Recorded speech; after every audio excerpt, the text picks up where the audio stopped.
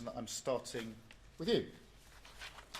Thank you, Prime Minister. Chris Mason, BBC News. Given the frequency of huge government interventions in recent years after the pandemic and after the war in Ukraine, and where that's left the public finances, do you feel a constraint on whether you'd be able to offer any more support on the impacts of this war if it drags on? And if I may, you say the UK won't be drawn into the wider war, but you're willing to be part of what you described as a viable collective plan to keep the Straits of Hormuz open. What is the UK willing to do in specific terms? Well, the two are linked, as you'll appreciate straight away, Chris, because the Straits of Hormuz is obviously vital in relation to the price of energy and the impact that that's having on the cost of living. So these are not two distinct and discrete issues. And on the Straits, we've been discussing this with partners, including European partners, Gulf partners, and the US. And obviously, we need to look at the options. We've already got autonomous mine hunting systems in the region. We're looking at options and expertise, but working with our allies on that. In relation to the bigger picture, look, my instinct, my first priority is to protect people in relation to the cost of living. And that's why we put in measures that are already there, the capping of energy bills.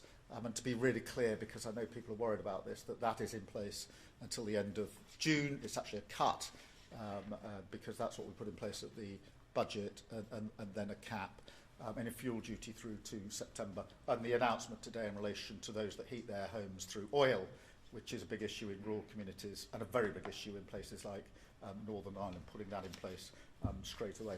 As to what might happen in 3 months or 6 months, I'm not going to stand here and pretend to you that we all know what the situation will be in 3 or 6 months' time. We don't. The best way through this is to de-escalate and reduce the conflict, because that is the simple, most effective way to deal with the cost of living, and that's where we're putting our all of our focus. But look, you heard what I said about my instinct, and obviously we'll always do whatever we can in relation to the cost of living for working people. Thank you, Chris. Robert, I think I'll come to you next. Robert Preston, ITV.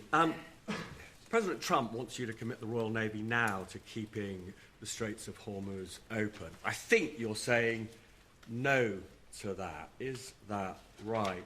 And then, separately, you'll have seen the picture that ITV published of Epstein with Mandelson and the former Prince Andrew in their dressing gowns. Why, in Jonathan Powell's words, did you rush that appointment, given that Karen Pierce was prepared to stay for a few months, and that's what the US president wanted? Let me deal with the Straits of Hormuz, because obviously that's one of the pressing issues of the day. It's something I discussed with President Trump yesterday on the phone. There have been discussions going on in relation to a viable plan. We want to make sure that that involves as many partners as possible. That's been our stated objective here, particularly talking to European partners, inevitably talking to Gulf partners, and to the US, because we need a credible, viable plan if we can. And as I said a moment ago, this is, to say the least, not easy. It is not straightforward, and therefore we have to make sure that we've got that credible plan in place. As to what the precise options are, as I say, mine hunting systems of ours are already in the region. We've already spoken about what we can do in relation to anti-drone capability. But this isn't just about what the UK can do, it's about how we play a part in bringing others together behind a viable plan. So that's where we're at the moment. Well, we're looking through the options. It is difficult, of course, it's difficult, there's no hiding that, but that's what we're working on in terms of a viable plan, because ultimately we need to get the Straits opened, otherwise the price of energy will remain very high for reasons that everybody understands. So it's part and parcel of what we're doing on the cost of living.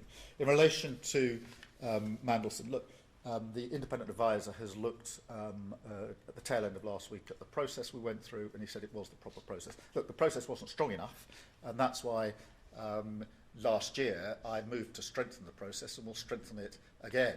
My reflection is the process wasn't strong enough. The process was followed, but was the process strong enough? No, it wasn't. Now, I recognise that back in September, when the Bloomberg emails came to light, and it was then that I started the process of strengthening it, and will continue to do so. Thank you, Robert. Beth, can I come to you? Yeah, thank you. Beth Rigby, Sky News. Prime Minister, people are worried sick at the prospect of their energy bills going up by £300 or more after June. The Conservative government back in 2022 capped bills for all households through an energy price cap. It cost about £40 billion. You're not going to do this, are you? Can you just level with people that wealthier households are going to have to suck some of this up? And on the Mandelson files, your National Security Advisor said the process was, quote, weirdly rushed. And Mandelson was appointed before developed vetting had been complete. You told MPs in the House of Commons that due process was followed. Is there a possibility that you have misled the House when you said that? Thank you. No, and the independent advisor looked at that very question, I think, on Thursday or Friday of last week, and answered it very robustly that the process had been followed. The process wasn't strong enough, and amongst the changes that I intend to put into place is the fact that you can't announce someone until the vetting is finished. It wasn't an individual decision in the Mandelson case, that was the process. Well, you only have to look at that in the light of the appointment to realise that that needs to change. But on due process, the process that was there was followed. The problem was the process wasn't strong enough. But ultimately, it was my mistake, and I have apologised for that, and quite right too. In relation to a wider point about energy bills, because I do know how worried people will be about this, and as I said, I've been to a number of community centres across the country where you can feel that, and I'm not surprised. We're not ruling anything out, but it is very difficult to say at this juncture what the position will be in July, which is when the current energy cap runs out, or what the position will be in September. And obviously our focus at the moment is de-escalating, dealing with the straits, and trying to find a way to limit the impact.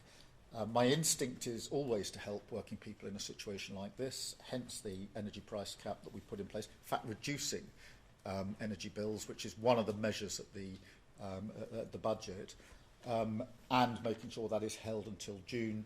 The work we've done on those that heat their homes through oil, which was a real cause for concern, particularly in the tail end of last week when people were beginning to fill up their tanks and they could feel for themselves. And this is an area where, in addition to what we can do through the money we've been putting in today, whether it's that or petrol, I'm absolutely determined to clamp down on anybody who may think of ripping others off in a situation like this. I've heard too many stories of deliveries being cancelled in order for the price to go up. Have to clamp down on that sort of ripping off. But I'm not going to say to you now, because so much is unknown, what we might do in July. We are going to have to do what we can do now to de-escalate, keep this all under review. And as soon as it's necessary to say anything further, I will obviously do so. But it's simply not sensible to say that in a number of months' time, not knowing what the situation will be, that the following will be ruled in or ruled out. So that's the approach that we're taking. Thank you, Beth. Can I go to Andy at Channel 5? Thank you, Prime Minister. Andy Bell, 5 News. So initially you said no to the President when he wanted to use UK bases for the first wave. It feels like now you're saying no again to sending certainly any kind of shipping to open up the Gulf. Are you basically saying to him, there is no military way of opening up the Straits of Hormuz, we have to go for de-escalation, and presumably you must be getting worried now that your relationship with the President is getting pretty frayed? Well, just to go through this in order, I said no to get involved in the initial offensive action and getting drawn into the war. And I stand by that decision. As I said a moment ago, many people criticised me heavily for that decision and indicated that they would have rushed into the war, only, in my view, for them to backpedal a week or two later when they saw the consequences of what action they would have taken had they been Prime Minister.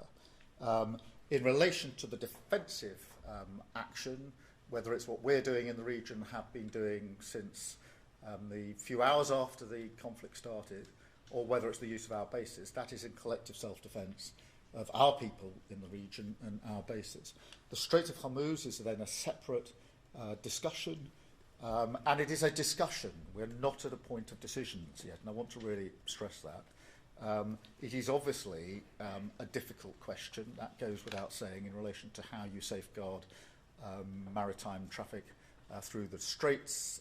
Everybody knows the geography and the risks. But we are working and discussing that with the US, with Gulf partners and with the Europeans. And I discussed that yesterday with President Trump in the way we often discuss things. So that's where we're at on that.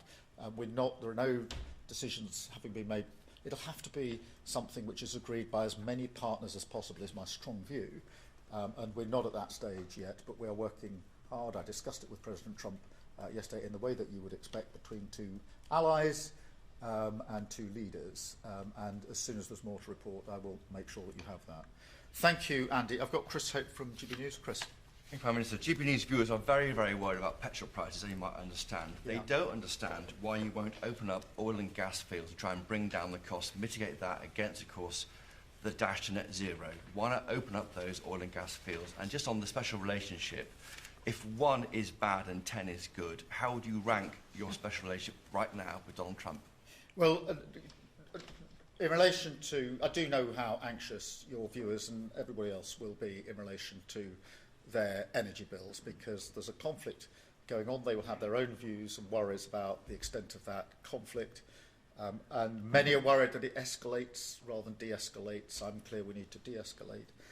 In relation to their bills in the here and now, we are taking measures to protect them, and I want to just make that clear for all your viewers, because for the next 3 months their bills will come down and be held down, and they need that reassurance, because some are worried that they're going to go up next week or next month.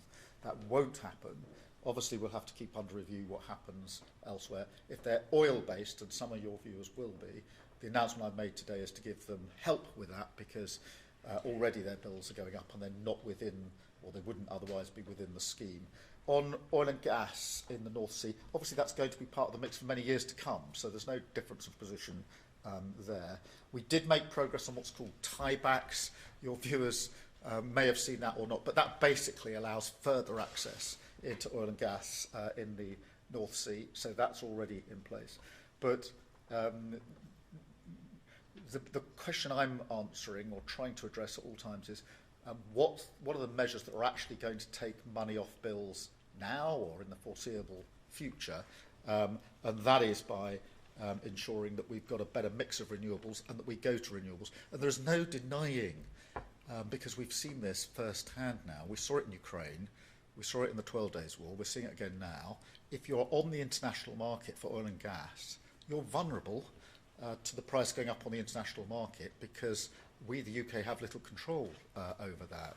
And our North Sea oil doesn't give us control over that, because we sell onto the market. What gives us control is renewables, our own homegrown energy, which is then more secure and more independent, which is why I think that we should go further and faster in relation to renewables. Let's get control of our own energy, so that whatever's happening on the world, we control what's happening in this country. And I think for many people, they'd say, by whatever means you do it, get control of energy, so I don't have to keep worrying that my bills are going to go up and down. I want to get to that place as quickly as possible, Chris.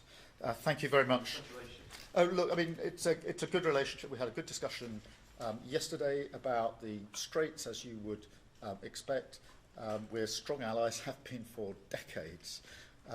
But it is for me to act in what I consider to be the best interests of Britain. And I have to keep that uppermost in my mind.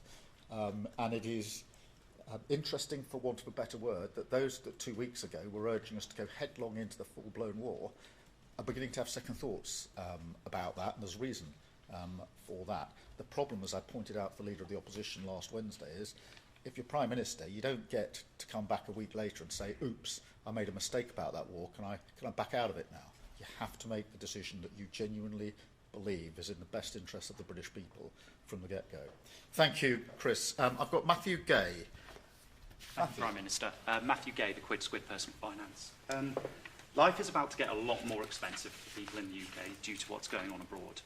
Food and petrol are already going up, and energy bills past the price cap could also be seeing an increase, which a lot of people can't afford. So the government likely have two options: either do some of the stuff that you've already mentioned and find ways to cut these bills, or get more money into people's pockets. So with regards to the latter, how is the government planning to help people? Yeah, well, thank you very much, and both are really important because we are taking measures to keep bills down, and that's why I can say that energy bills will be cut and capped for 3 months. At the same time, we need to make sure more money goes into people's pockets. That's why we've done a lot of work on things like the minimum pay to make sure that that goes up, as it will go up in April, so people have got more money in their pockets. It's very important that we point out that wages are going up higher under this government than they went up under the first 10 years of the last government, because it will be a question of, for most people, how much am I getting in on a monthly basis, and can I meet the bills that I've got to pay on a monthly basis. And just to be clear, because I do think this is important, when I was growing up, we didn't have enough money in my house to pay our bills. So I know what that feels like, to be around the kitchen table really worried. And I do genuinely know that there are many people across the country who are having those conversations today, who are really worried about it. And that's why it's important that I reiterate that my instinct, my first priority, is to do whatever we can to protect them, whether that's cutting or holding bills, or whether it's making sure they've got more money in their pocket in the first place. Thank you so much. I've got Jason Groves, Daily Mail. Jason. Thanks, Graham. Can I ask you a couple of questions about petrol? You've talked a bit about profiteering, but at the moment, obviously, the Treasury is getting a big windfall from VAT on petrol. Every 5p it goes up, they get another penny. Shouldn't you be giving that money back? And then secondly, Nick Butler, who you may know, used to work for Gordon Brown and BP, was out this morning saying we could be facing petrol rationing in a couple of months. What sort of preparations are you making for that? Well, on both those issues, I mean, on fuel duty, that is being held till September. Yeah, that's held till September. And I know people are urging me, what are you going to do after September? But that is 6 months away. There's obviously a lot of change that could happen in that period. And we need to keep the situation under review, and we will keep the situation under review. In relation to the supply of energy, obviously we're taking all necessary measures to make sure there is the right supply of energy. It's really important that we do so, and it will always be a mix of oil and gas and renewables. We're actually using more renewables now than we were in 2022, which is helping in relation to supply, but we'll keep that under constant review. Thank you, Jason. I've got Millie from The Independent. Thank you, Prime Minister. Millie Cook from The Independent. Pat McFadden this morning appeared to play down Trump's warning that the future of NATO would be very bad if we don't send warships to the Strait of Hormuz, describing it as rhetoric from the President. How concerned are you about the breakdown of the NATO alliance, and would you agree with Mr McFadden that Trump's threats are just rhetoric? Well, firstly, we are working with others to come up with a credible plan for the Straits of Hormuz to ensure that we can reopen shipping and passage through the strait. Let me be clear, that won't be, and it's never been envisaged to be, a NATO mission. That'll have to be an alliance of partners, which is why we're working with partners both in Europe, in the Gulf, and with the US. It's important that we continue that. It is not straightforward, and you can see that historically when there have been other conflicts that have affected the straits. But I do think that working with others, including the US, is the way to go forward. And I had a perfectly good discussion with President Trump about that yesterday. And of course, as you'd expect, I mean, we are talking to the US at all levels all the time. Whether it's the US, whether it's Europe, whether it's Gulf partners, we are trying to pull together both partners and a plan in relation to the Straits. Thank you very much. And let me go to George Parker, FT. Thank you, Prime Minister. You said earlier that you simply won't allow companies to make huge profits from the hardship of working people. And you said that in the context of windfall taxes in the past. So I just wondered whether you were suggesting that if they carry on, as you see it, with this bad behaviour, a windfall tax or a higher windfall tax is a possibility. And secondly, taking you back to something you said right at the start, you said the longer this war goes on, the more dangerous it becomes. I just wondered if you could clarify what you mean by that and whether you feel the President shares your concerns.